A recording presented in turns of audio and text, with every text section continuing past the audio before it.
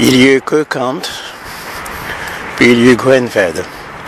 Et après Gwenved, il y eut Abreid, l'incarnation, le cycle du karma, le cycle du créé pour l'humanité. Et la gnose kata est une ressouvenance d'une grande dramaturgie cosmique qui eut lieu lorsque Osiris partit dans le cosmos et laissa la Lune et la Terre ensemble. Le Soleil s'était éloigné, les pneumatiques s'étaient éloignés.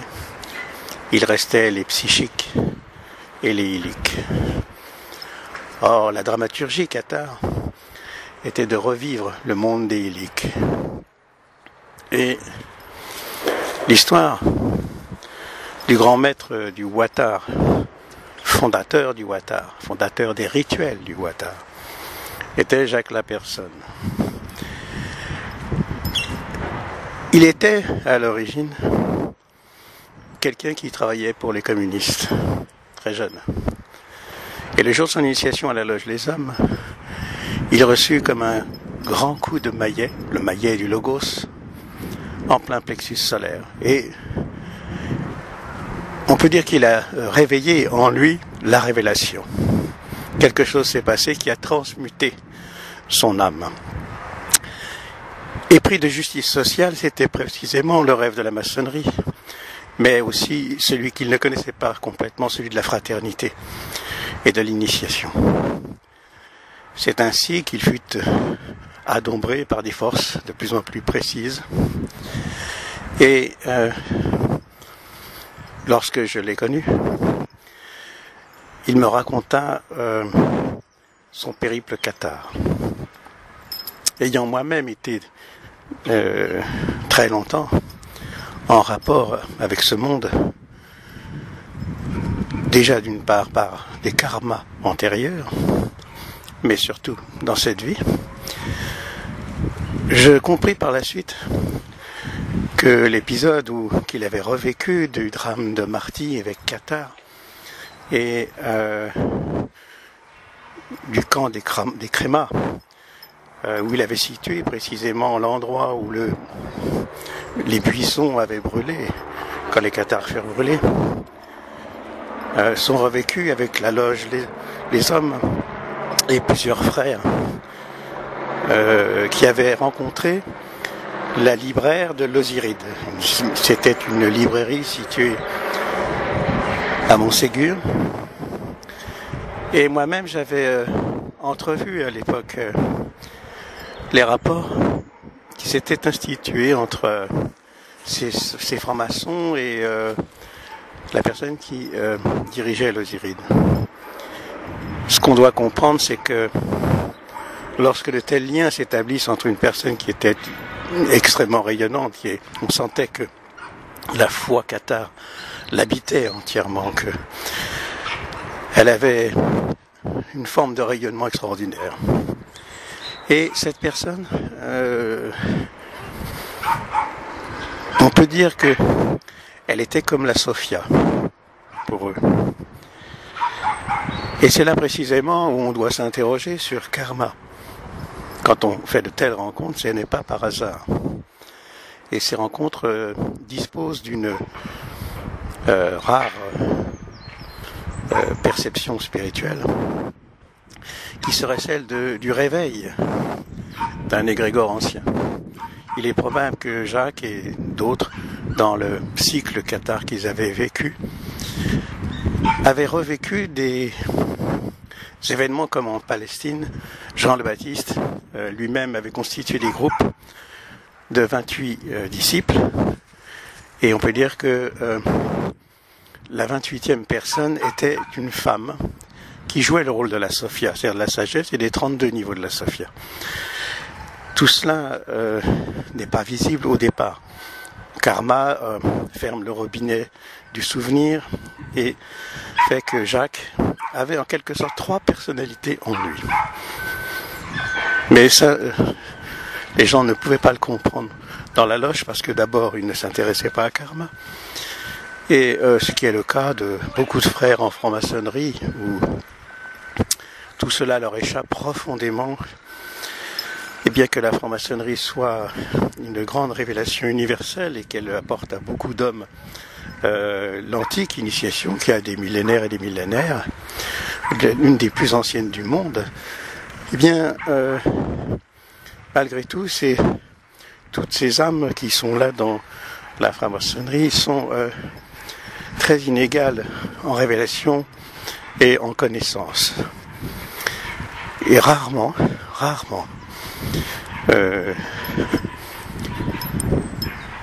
elle s'intéresse à la théosophie ou à l'anthroposophie, ou au karma, ou que sais-je, ou à la Rose-Croix, à toutes ces institutions qui existent ailleurs. Souvent c'est pour les minorer, mais bon, nous ne sommes pas là pour faire le procès de la maçonnerie. D'ailleurs, la franc-maçonnerie est parfaite, seuls les francs-maçons sont imparfaits. Alors, Jacques a eu donc 3 personnalités. Lorsqu'il a écrit en étant totalement habité, les rituels du Ouattara, et ceux de l'ordre des constructeurs que j'ai eu entre les mains, on ne peut pas écrire de tels documents si il n'y a pas un secours du monde spirituel, s'il n'y a pas des êtres derrière tout cela.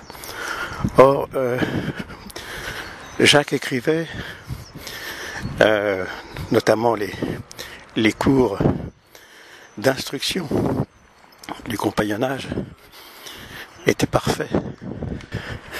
Non seulement ils étaient parfaits, mais en fait, ils donnaient une perception de ce monde profond. Alors, on peut dire que le terrain spirituel sur lequel il travaillait était en réalité aussi lié à des âmes qui voulaient se rédempter parce qu'elles avaient fait des fautes sur le plan spirituel. Et en dehors de Monseigneur Marty, Jacques pensait qu'il avait été Monseigneur Marty, et il ne comprenait d'ailleurs toujours pas cette dualité profonde de ce qui s'était passé dans le monde cathare. C'était encore pour lui trop douloureux, certainement, et il n'arrivait pas à situer la raison pour laquelle cela avait eu lieu. Enfin, l'autre force qui agissait à travers lui, à travers son mandat de franc-maçonnerie, cette âme qui, pour se racheter des erreurs qu'elle avait faites dans une autre vie, c'était Monsieur Frère du Roi. Ça paraît très étrange, n'est-ce pas? Mais c'est ainsi. C'est ainsi que je l'ai perçu sur le plan astral. Et cette âme-là, on peut dire, habitait Jacques, et cela se voyait quand on faisait des initiations, quand on faisait, lorsqu'il prenait la parole en loge, on voyait qu'il était totalement habité. Et cette âme qui finalement devait l'aider à avoir ce rayonnement en particulier, se rédemptait en même temps en réparant les fautes qu'elles avaient faites avant. Ainsi, karma n'est pas complètement épuisé, même pour les rois. Et une redistribution karmique se fait à ce moment-là, dans les temps modernes. Mais on voit que tout cela n'était pas perçu par Jacques. Donc il y avait aussi l'entité Jacques, la personne, de la personne. Probablement que le retour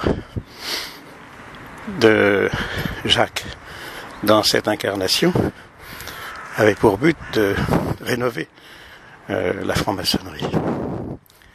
La loge Hermès où nous étions, dans l'ordre des constructeurs, était finalement assez disparate parce que la plupart des âmes qui étaient là étaient toutes liées à des formations spirituelles très très diverses. Une de ces âmes pratiquait le yoga et avait connu le pays cathare avec Jacques. Il faisait du yoga tantrique, je crois. Et les autres âmes s'intéressaient à l'islam. D'autres faisaient de l'aïkido et nous avions cela en commun. Deux jeunes âmes, dont une, en tant qu'expert, je l'ai formée comme expert dans la loge. Et nous avions d'excellents contacts spirituels et amicaux, notamment à travers le tarot de Jodorowsky à l'époque. On peut dire que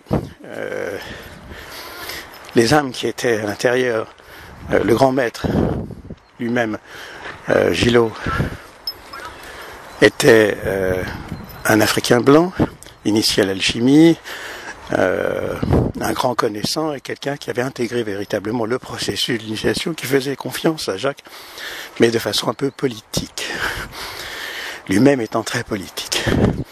Donc le calcul spirituel fait que toutes ces âmes appartenaient probablement au cinquième plan, qui était le tissage entre les différentes révélations. Je soupçonne d'ailleurs que Joël, le grand maître, ait eu un lien secret caché qu'il n'a jamais révélé avec l'ésotérisme japonais que nous-mêmes nous avions partagé dans l'aïkido. J'en ai eu la preuve par de nombreux rêves qui m'ont expliqué cela. Enfin, pour revenir à Jacques, il est certain que son idée de la rénovation de la franc-maçonnerie était parfaite et juste.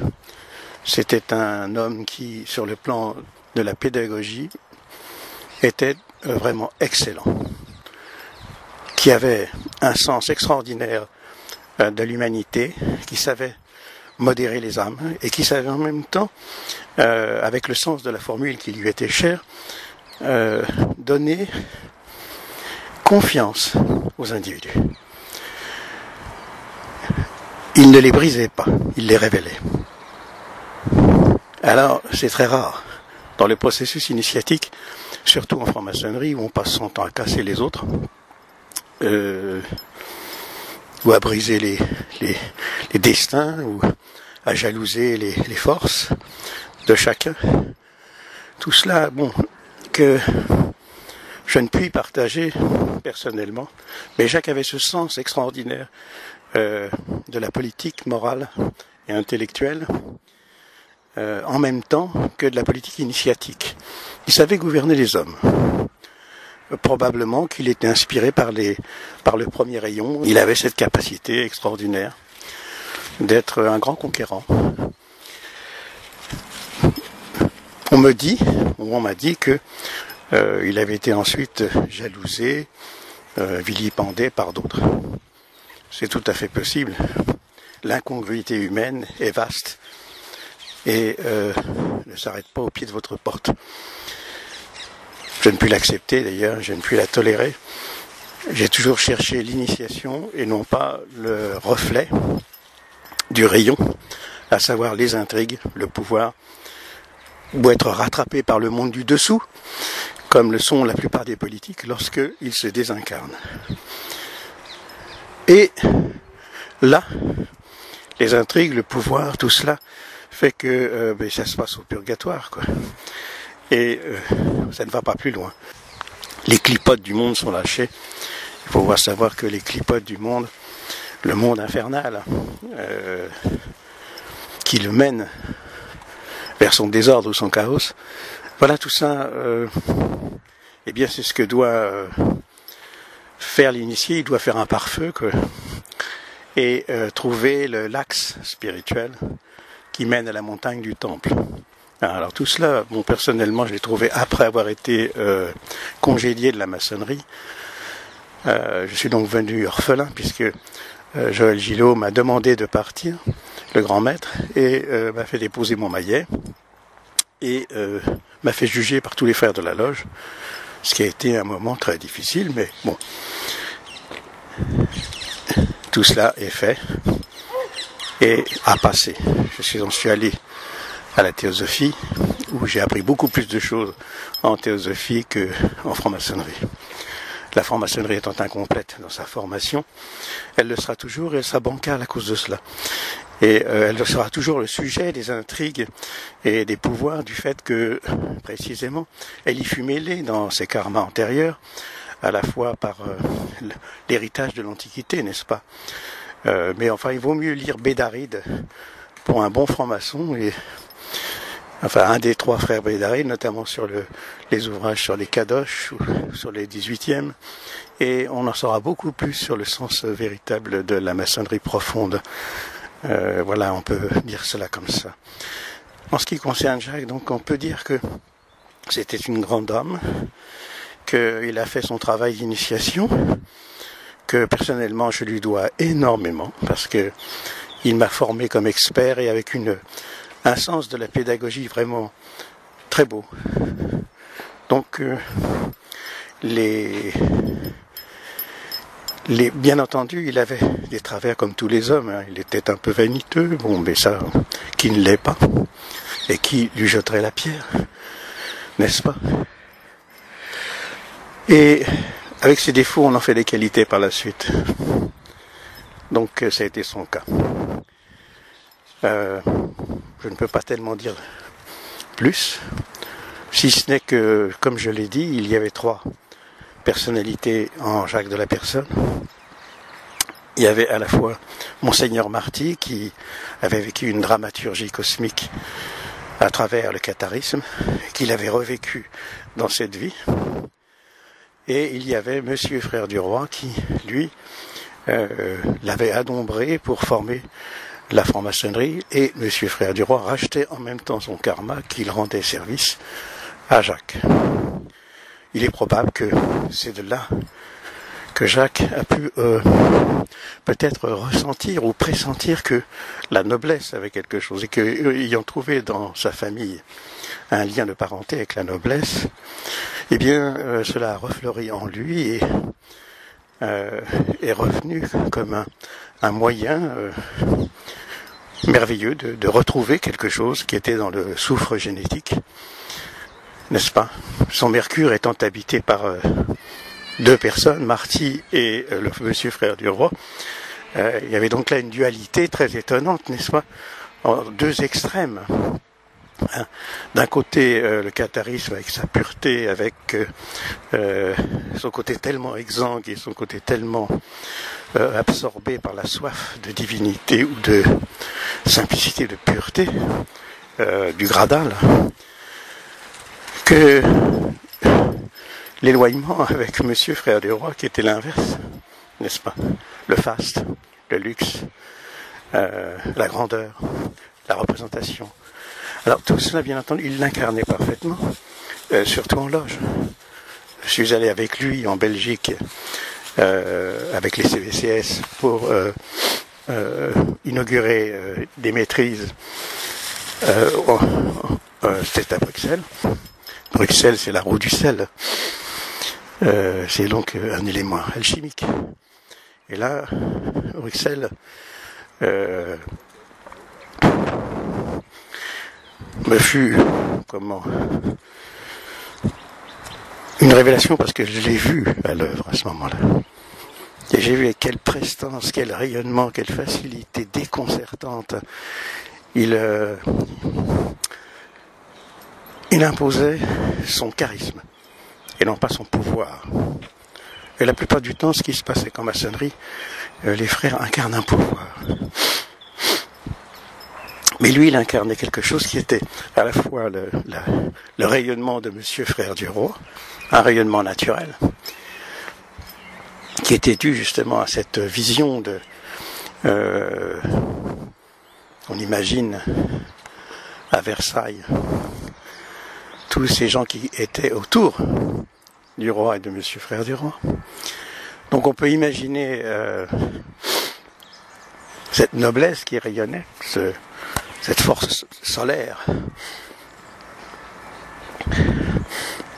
Et en même temps, ce décalage avec la haute spiritualité, la haute voltige du catharisme. deux antinomiques apparemment, mais qu'il avait su parfaitement concilier. Et donc on peut dire que le résultat alchimique de la synthèse de sa vie était réalisé. Et que les grandes capacités qu'avait messieurs frères du roi, eh bien finalement étaient mises à l'office au sein de la maçonnerie et assumaient leur véritable fonction, sans égoïté, sans appareils festatoires, sans comment pourrait-on dire, sans grandiloquence, sans apparat. C'était quelque chose qui rayonnait et s'imposait. Mais toujours avec cette distance de cette expérience du catharisme. Il y avait donc là quelque chose qui fait que c'était en quelque sorte un conquérant du monde spirituel en quête de la franc-maçonnerie. Voilà ce qu'on peut dire sur Jacques. Et bien entendu, il y avait aussi Monsieur Jacques la personne, lui qui était incarné pour cette mission dans cette vie. Donc nous sommes devant une âme tripartite qui avait des besoins personnels très spécifiques. C'est cela qu'il faut voir quand on veut voir une âme dans son travail spirituel, n'est-ce pas? Il ne suffit pas de voir l'extérieur, l'écorce. Hein. Il faut voir profondément ce que veut le monde spirituel, ce que désirent les guides de l'incarnation, à travers une grande fraternité universelle qu'est la franc-maçonnerie. Et c'est là où le mystère ajoute au mystère, et que c'est là où on se rend compte que les francs-maçons eux-mêmes ignorent leur propre mystère. Hein. Ils ne le voient pas. Et ils sont sourds et aveugles. Mais ils sont guidés. Et ils ne le savent pas non plus. Il faut voir que derrière la franc-maçonnerie réelle, il y a de très grands êtres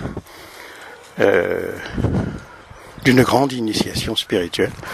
Et puis il y a la récolte de tous les karmas antérieurs, de toutes ces âmes qui ont fréquenté la maçonnerie et qui veulent aussi se racheter à travers elle. Et c'était le cas de Monsieur Frère Dureau. Mais ça n'est pas la seule. Il y en a beaucoup d'autres. Et l'égrégore lui-même d'Hermès était en fait en Normandie. Je ne dirais pas où, mais de nombreux voyages dans la même église m'ont amené à rencontrer l'égrégore qui était derrière. Alors voilà, tout cela m'a amené et m'a ramené moi personnellement dans mes karmas de druide, qui ont été très nombreux, et vraiment très nombreux. Et c'est ce que je dois au druidisme. C'est pourquoi, quand j'ai appris que on voulait ternir la réputation de Jacques et que plusieurs l'avaient fait, qu'il avait reçu même peut-être des menaces, eh bien, lorsqu'on en a parlé, lorsque je l'ai entendu dire, je me suis dit qu'il fallait rétablir des vérités, comprendre ce qui était profondément cette âme, ce qu'elle avait apporté. Ce qui fut apporté par Jacques à la maçonnerie était énorme. Hein. Bon. Il a redonné ses lettres de noblesse. Voilà, en gros, le supposé karma. Bien entendu, on peut dire, mais ce druide qui raconte cette histoire, cet homme-là, d'une certaine manière, est complètement fou. Alors, bien entendu, la réponse qu'on peut faire à cela, c'est « n'est pas initié qui veut ». Il y a beaucoup d'élus, mais est-ce qu'il y a beaucoup d'élus? Est-ce que tous les francs-maçons sont élus? Est-ce que tous se souviennent de leur incarnation? Hein? Est-ce que ce travail profond qu'on fait en Raja Yoga ou qu'on fait avec des grands maîtres, est-ce que tout cela leur parle? Eh bien, pas tellement. On se suffit avec du bien dire et du bien faire, ou de l'art oratoire en loge, et on confond politique et spiritualité, et on confond beaucoup de choses. La véritable initiation se fait par en haut. Ce sont nos maîtres et nos guides qui nous dirige sur des millénaires et des millénaires. Et on est en rapport avec des forces karmiques qui ont décidé, il y a peut-être 3000 ans, 5000 ans, 6000 ans, notre karma. Alors on peut dire aussi que un être comme le Mahakohan voit toutes les archives de la planète, passé, présent et futur, en un clin d'œil. En un clin d'œil. C'est inconcevable pour un maçon ordinaire. Enfin, allons doucement, nous sommes pressés. De vie en vie, tôt ou tard, ce frère, cette sœur, comprendra et assumera son erreur ou ses erreurs. Chacun a rendez-vous avec soi. Druvid Garanos, j'ai dit.